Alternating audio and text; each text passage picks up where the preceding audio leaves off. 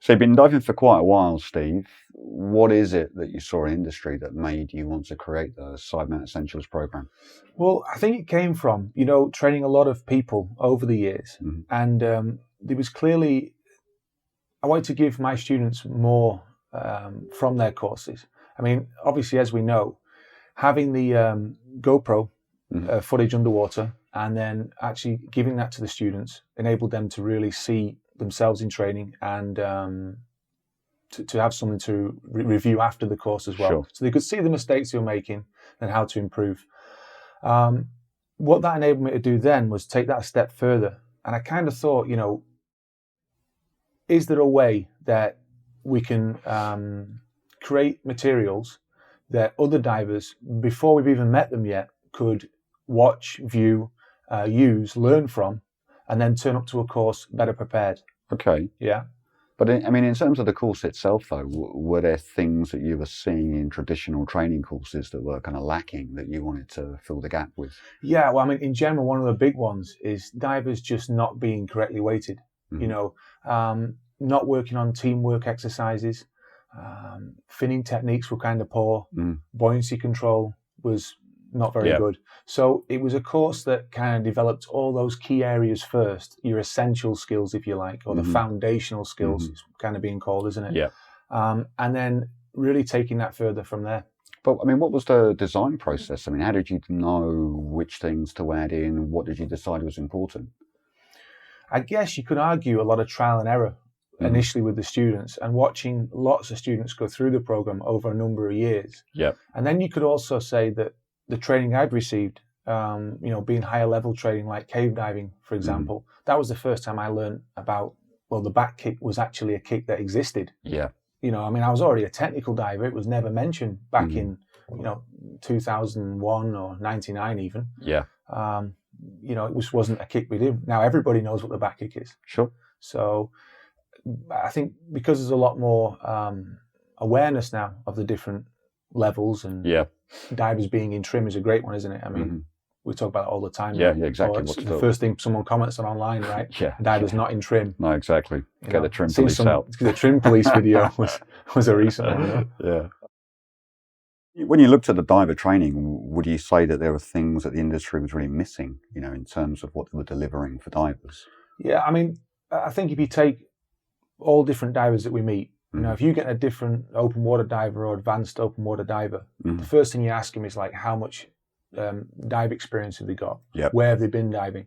Right? And then what we've found is that all these divers have such a different skill level. You just don't know. You can meet someone with 50 dives and someone with 200 dives or even 1,000 dives, and the person with 50 could arguably be more skilled or a better starting point than the person with hundreds of dives. Sure. So what it really comes down to is how well they were trained and what they were trained in.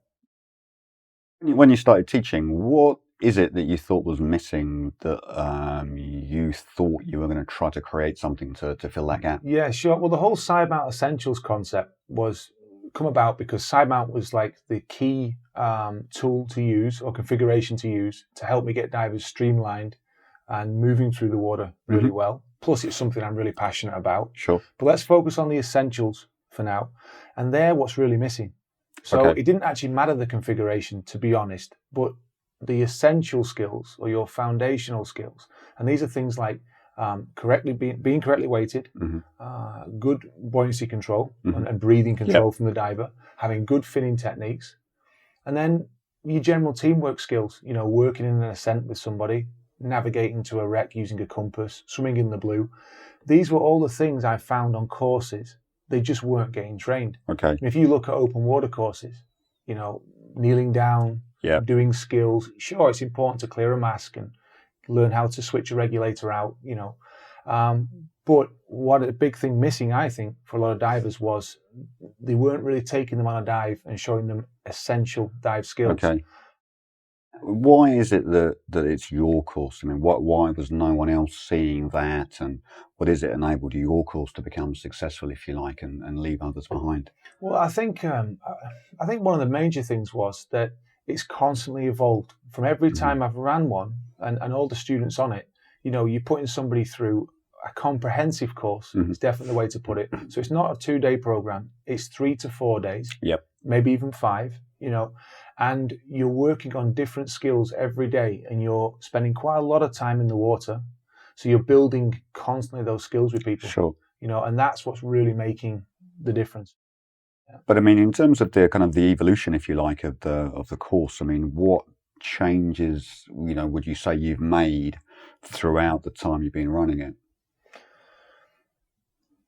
Well, I mean, the water sessions have generally got longer, Mm-hmm. because what I've found is that more time spent in the water is what really makes the difference. Mm-hmm. I mean, and using a GoPro Yep. to actually record the students in training and them seeing it for themselves, because what they think about something isn't necessarily what, Yeah. it actually is happening. And the second they take at the end of the day, they've had what it feels like in the water. Yep. They've got what they think about. Mm-hmm. Then they review it back on the video, Yeah, okay. and they're like, "Oh wow, Yeah. that's clearly So what kind I'm of like doing." a 360, if you like. Yeah. Yeah. And then certainly good night's sleep and ready to attempt that the next day. Sure. As long as you give ample time to work on whatever it was, Mhm. back kick or general thing, it would get fixed the next day. Okay. I mean, if you think about the design of the program, though, I mean, how would you say it was structured so that each day would logically follow the next day? I mean, what kind of construction have you got for it? Yeah. Well, what I'm going to do is go into and I'll create some PDFs that people can actually see the outlay. Mhm. I mean, as Sidemount instructors, we're already following. Yep. Sidemount Essentials instructors, we're following a day-by-day structure anyway. But off the top of my head, the first day is really focused on getting someone correctly weighted Mhm. and seeing where we're up to with the finning techniques. Sure. Yeah. When they leave that day, we'll have definitely configured their equipment configuration, be it back mount or side mount, Sure. to be fully working, correctly weighted, fixing the diver's trim. Mhm. So we may have to switch out a fin if we've got Yeah. some balance Okay. issues there. And that leads nicely then into day 2 of working on more of the problems, trying to get that diver to stay static now, Mhm. fixing on a reference point like a horizontal or vertical control line.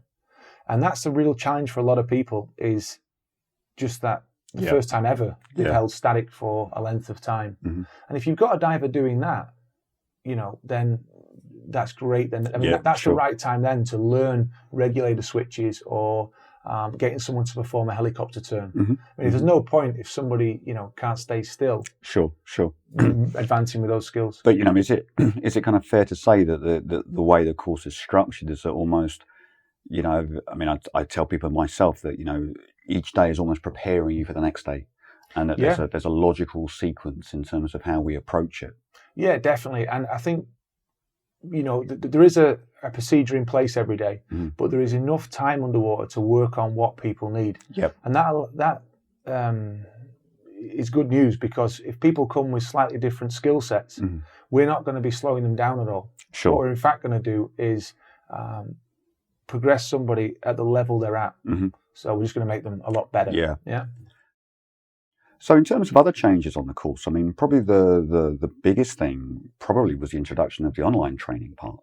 Yeah. I mean, what is it that was behind that? Why you decided to think there was an online component that was either missing or could be added? Sure. I mean, this just came from naturally trying to accelerate the students' learning while they're training with you, because we only have so much contact time.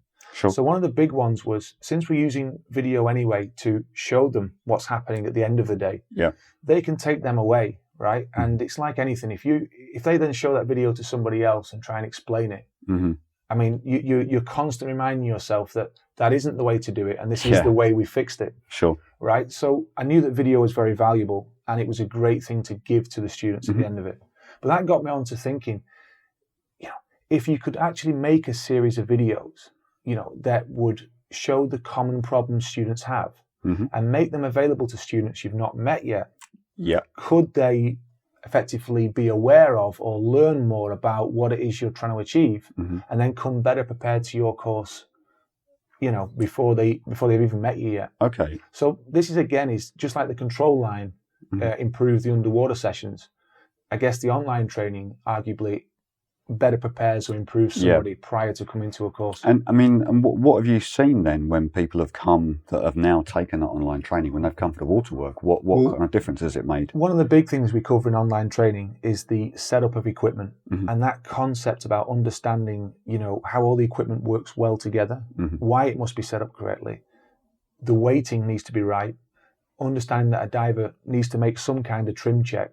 Now, even if they're not doing it to the standard that we want, them being aware of it and at least attempting it in their equipment they've already got, they're coming much better prepared.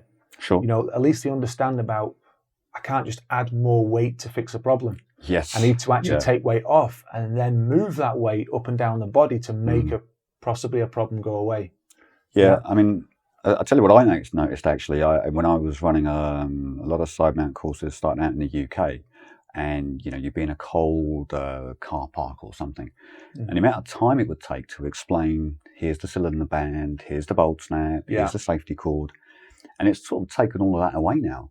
People that have never side mount dived and finding and now adjusting their bands and setting up their bolt snaps, and for me it's a big time saver. Exactly. And again, if they've got it pretty much all set, let's say now, rather than having to do 100% of the setup work, if we've only got 10% to do, little tweaks. Sure. And what I found is students really like that, because they've played some part in investment in their training. They're paying good money anyway to make the training, so it's important we maximise the time spent obviously in the water. But if we're making those little tweaks, I think they're really interested in why we're doing that. And because they've already got that understanding of how it's adjusted in the first place, they pay a lot more attention to the tweaks you make. Yes. And what I found is on the earlier courses, when you were doing everything for them, actually it was pretty much forgotten. Yes. Like if you ask them after the course, maybe a month later, here's a brand new set of cylinders, the worm gears are not on there yet, the bolt snaps are there, configure them up,